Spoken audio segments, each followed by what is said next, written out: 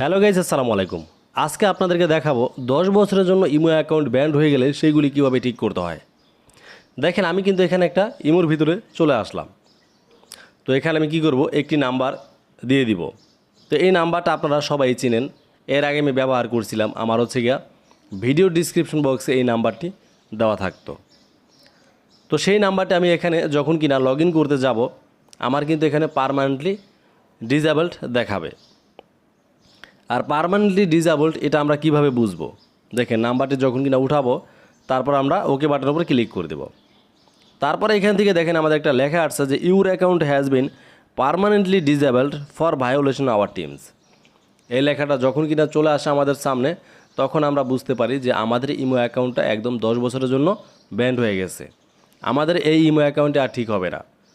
তো ভাই, এখন থেকে আপনাদের সব ইমো আইডিগুলি ঠিক করতে পারবেন আমার সাথে যোগাযোগ করে। যাদের এই ইমো আইডিগুলি নষ্ট হয়ে গেছে, জাস্ট আমার সাথে যোগাযোগ করবেন, তাহলেই কিন্তু আপনারা আপনাদের আইডিগুলি ঠিক করে নিতে পারবেন।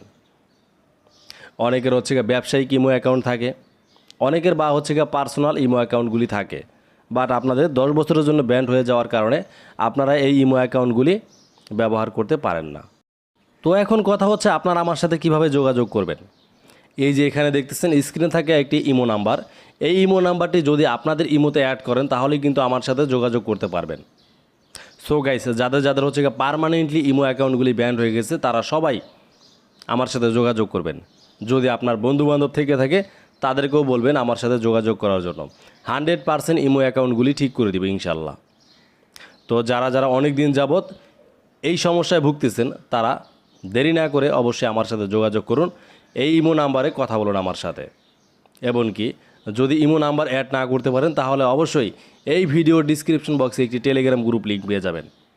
আর সেই টেলিগ্রাম গ্রুপে জয়েন করে ওইখানে অনার আইডিতে নক করলেই আমার সাথে একদম সরাসরি যোগাযোগ করতে পারবেন। সো খোদা হাফেজ, সবাই ভালো থাকবেন।